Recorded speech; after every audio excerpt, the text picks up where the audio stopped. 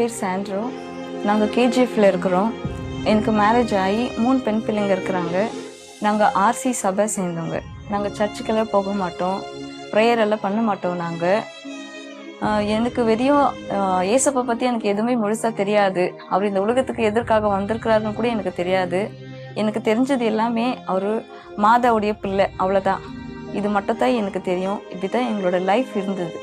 7 வருஷமாக எனக்கு ஒரு பிரச்சனை இருந்துச்சு. அது என்னன்னா 3 வேளை நான் சாப்பிட்டா எனக்கு வாமிட் வரும். எனக்கு காலையில் மத்தியானம் நைட்டு 3 வேளையை சாப்பிட்டாலும் எனக்கு வாமிட் வந்துடும். எனக்கு அது தானாக வராதுங்க. நான் கை விட்டு தான் அந்த வாமிட் எடுக்கணும். 6-7 ஹவருக்கு முன்னாடி நான் சாப்பிட்டாலும் அது 1% கூட எனக்கு ஜீரணம் ஆகாதுங்க. எனக்கு அது அப்படியே வாமிட் வந்துடும். இந்த மாதிரி நான் வந்து ஒரு 7 வருஷம் நான் ரொம்ப கஷ்டப்பட்டேன் பிரதர். எனக்கு இதனால என் உடம்பு என்ன ஆச்சுன்னு சொன்னால், இருக்க நான் ரொம்ப மெலிசாக ஆயிட்டேன். நான் வெறியா என்னோட கேஜ் பார்த்தா 27 இல்லை 28 தான் இருந்தாங்க. நான் வெறிய போன் வெயிட் மட்டும் தான் இருந்தேன். நான் வேறு எதுவுமே இல்லை என் உடம்புல.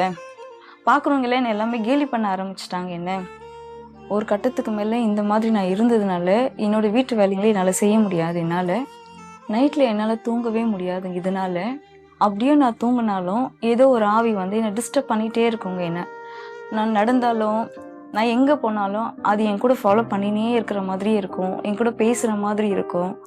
அதனால நான் பயந்துட்டு வீட்டில் தனிமையாக இருக்கிறது கூட எனக்கு பயம். யாராவது என் கூட இருந்தாங்களா நான் இருப்பேன், இல்லைன்னா நான் தனியாக இருக்கவே மாட்டேன். நான் தூங்கவும் முடியாது. தூங்கணும்னு ஆசை இருந்தாலும் என்னால் தூங்க முடியாது. வீட்டுக்குள்ளே நான் தனியாக இருக்கணும்னு நினச்சா கூட என்னால் இருக்க முடியாது. ஏதோ என் கூட பண்ணிகிட்டே இருக்கும். நான் எங்கே போனாலும் என் கூட அதை ஃபாலோ பண்ணிகிட்டே இருக்கும், என் கூட பேசினே இருக்கும். என் கூட ஒரு உருவம் எப்போவுமே 24 hours என் கூட இருந்துனே இருக்கிற மாதிரி எனக்கு ஒரு ஃபீலிங் இருக்குங்க. எனக்கு நான் இந்த மாதிரி சாப்பிட முடியாது இருக்கிறதுனால நான் ஹாஸ்பிட்டலுக்கு போய் டாக்டர் செக் பண்ணேன். டாக்டர் பார்த்துட்டு சரி நீங்கள் ஒரு எண்டோஸ்கோப் பண்ணுங்க பார்க்கலான்னு சொன்னாங்க. நாங்கள் ஒரு எண்டோஸ்கோப் பண்ணோம். அதில் டாக்டர் சொன்னாங்க இல்லை நார்மலாக இருக்குது, எந்த பிரச்சனையும் இல்லை, ஹாஸ்பிட்டலில் டாக்டர் ஒன்றும் இல்லை அப்படின்னு சொன்னதுக்கப்புறம் எங்கள் ரிலேட்டிவ் ஒருத்தர்கிட்ட நாங்கள் இந்த பிரச்சனையை சொன்னோம். அவங்க என்ன பண்ணாங்க, என்னை வந்து ஒரு குறி சொல்கிறவங்க கிட்டே என்னை கூட்டின்னு போனாங்க.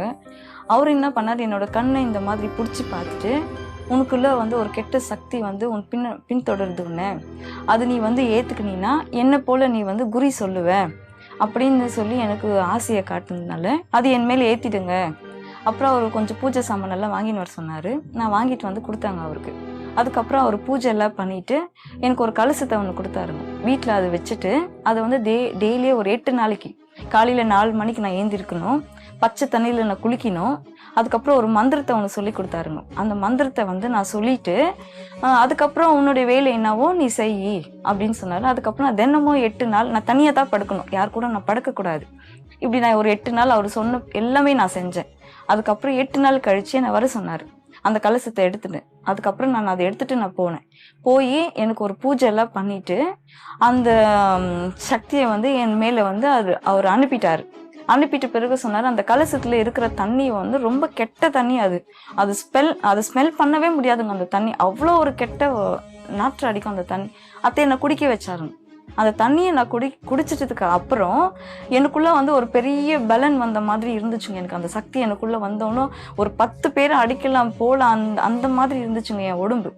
அப்புறம் நான் வீட்டுக்கு வந்த பிறகும் அதுலேருந்து எனக்கு அந்த 7 வருஷம் இல்லாத சக்தியெல்லாம் எனக்கு அதுக்கப்புறம் எனக்கு வந்த மாதிரி எனக்குள்ளே ஒரு ஃபீல் ஆச்சு. ஒரு மாதிரி சந்தோஷமாக இருந்துச்சு வேற எனக்கு.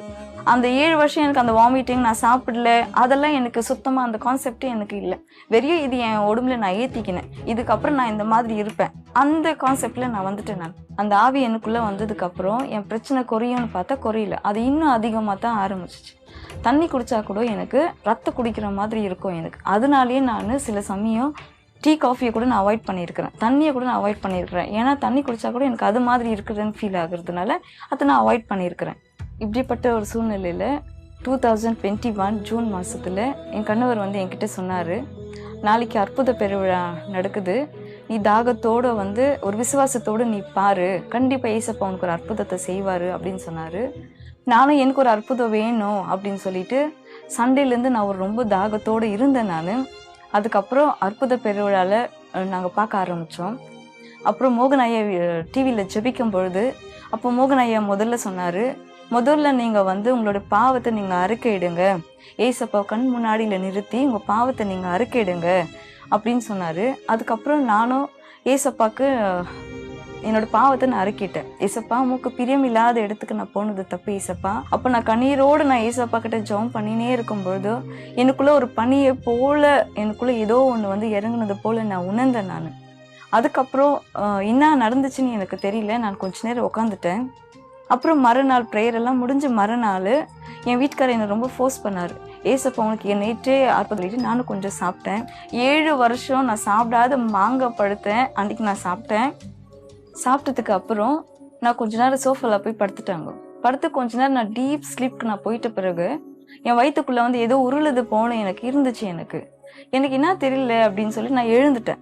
எழுந்த உடனே எனக்கு ஒரு பெரிய ஏப்போ எனக்குள்ளே, இது வரைக்கும் அந்த ஏப்போ எனக்குள்ளே வந்ததே கிடையாது. ஆனால் அன்னைக்கு ஒரு பெரிய ஏப்போ வரும்பொழுது எனக்குள்ளே இருந்த ஏதோ ஒரு கருப்பு உரம் என்னை விட்டு வெளியே போனதை நான் உணர்ந்தேன். நான் உணர்ந்த பிறகு அதுக்கப்புறம் எனக்கு வாமிட் வர மாதிரி இருந்தது. அதுக்கப்புறம் நான் போய் வாமிட் எடுக்கிறேன். எனக்கு வாமிட்டே எனக்கு வரவே இல்லை. அதுக்கப்புறம் நான் ரொம்ப சந்தோஷமாயிட்டேன். ஏசப்பா எனக்கு ஒரு அற்புதத்தை செஞ்சுட்டாருன்ட்டு நான் விசுவாசித்தேன். ஏசப்பா எனக்கு பெரிய அற்புதத்தை செஞ்சார். அன்றைக்கி நைட்டு நான் சாப்பிட்டு பார்த்தேன். எனக்கு வாமிட்டிங் வரல. அன்றைக்கி நைட்டு நான் நல்லா தூங்கினேன்.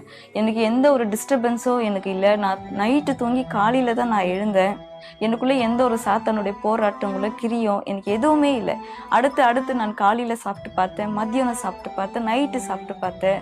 எனக்கு வாமிட்டிங்கு வரவே இல்லை. எனக்கு நானாக வரணும் எடுக்கணும்னு நினச்சா கூட எனக்கு வாமிட்டிங்கே எனக்கு வரல. ஏசப்பா விடுதலை கொடுத்து எனக்கு 3 வருஷத்துக்கு மேலே ஆச்சுங்க.